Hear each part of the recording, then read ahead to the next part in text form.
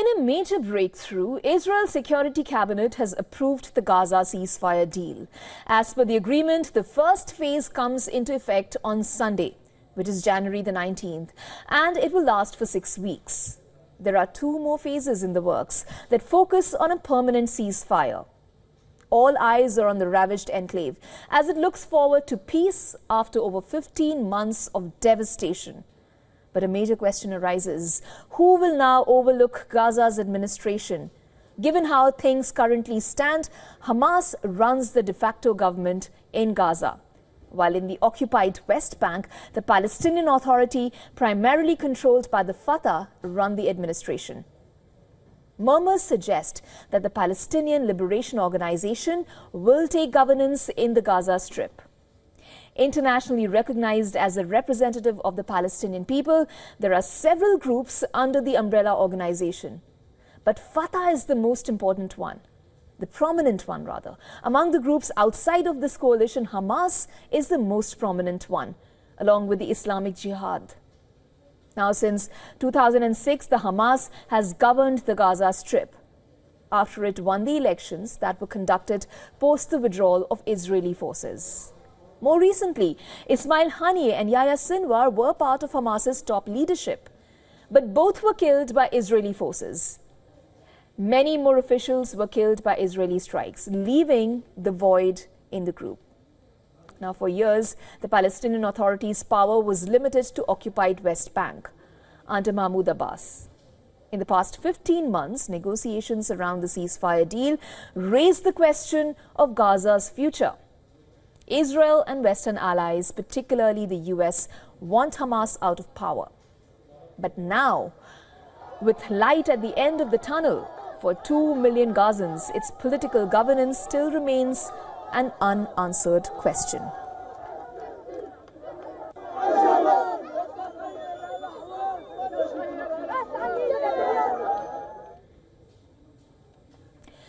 For more, joining us live on the broadcast from Ramallah in West Bank is Dr. Mustafa Barghouti, who is a Secretary General and co-founder of the Palestinian National Initiative. Dr. Barghouti, thank you so much for taking the time out and joining us on the show today.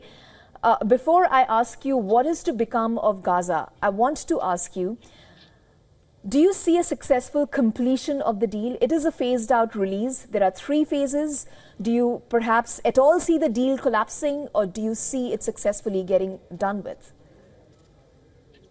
Well, I, like all the Palestinian people, definitely want this agreement to succeed, because it will at least provide the relief to the people in Gaza who suffered drastically from 3 Israeli war crimes: the genocide, the collective punishment, and the ethnic cleansing. We want it to succeed. And of course, now the whole world sees the reality that the obstruction to the deal before was by Israel, not the Palestinian side.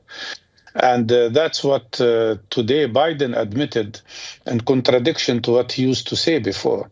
He said that Netanyahu lacked the courage to stand up to his extreme ministers in his cabinet and to enforce ceasefire. Anyhow, now we have a different situation. I think Trump also participated in pressuring Netanyahu, and we will have the first stage for sure. Our efforts will go on and continue to exercise the utmost possible pressure so that we can move into the second and third phase, and then we will have a complete end of the war and not just a ceasefire. Dr. Barghouti, who do you see running the future administration in Gaza? Will Hamas try to control some of it? Will we see external stakeholders also having a say there? What do you think the future of Gaza looks like to you? As the Prime Minister of Qatar, which is the main mediator with Egypt in achieving this deal, said today, the Gaza should be governed by Palestinians. We don't need an external force to come and rule us. We have enough of Israeli occupation. We don't need other occupations. So Palestinians have to have the right to rule themselves. I want to remind you that we in Palestine, both West Bank, Gaza, and Jerusalem, never had an election since 20 years. Our last presidential elections took place 20 years ago, Our last legislative council elections took place 19 years ago, and we don't have even a legislative council. So what we need is to bring back the democratic system to life. And that means allowing Palestinians to freely and democratically choose their leaders. And the world must accept the people's choice, like they do in other countries, like they do in India or in Britain or United States. What we need is free democratic process. But until we reach that point of the possibility of having elections, maybe within a year or more, we need a national consensus government. That's something we agreed about in a very important meeting that took place in Beijing, where the 14 political parties, including all the parties that are members of the PLO and Hamas and the Jihad and others, signed an agreement about creating an interim national consensus government that would rule both West Bank and Gaza and prevent separation of Gaza from the West Bank. And that would prepare for the free democratic elections that I spoke about. Dr. Barghouti, I want you to give us a quick word on the Hamas and the Palestinian authorities as well in terms of the governance. And also, while one is trying to achieve and see the end of the tunnel and the light at the end of it, the ceasefire talks are still, we're still trying to achieve it, the completion of it.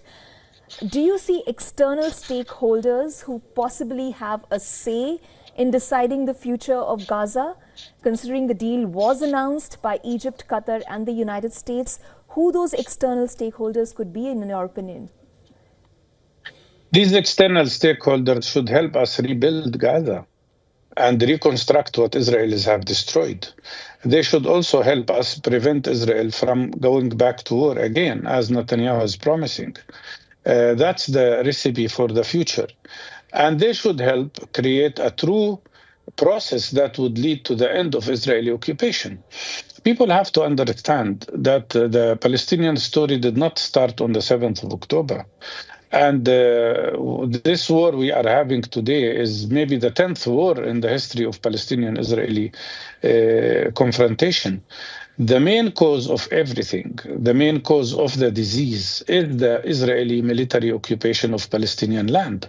The main cause of what we have seen all these years, since 76 years when Israel was established, was the fact that Israel has conducted ethnic cleansing against 70% of the Palestinian people, erased to the ground no less than 520 Palestinian communities, and conducted the longest military occupation in modern history, and then transformed that occupation into a worse system of apartheid, even much worse than what prevailed in South Africa at one point of time.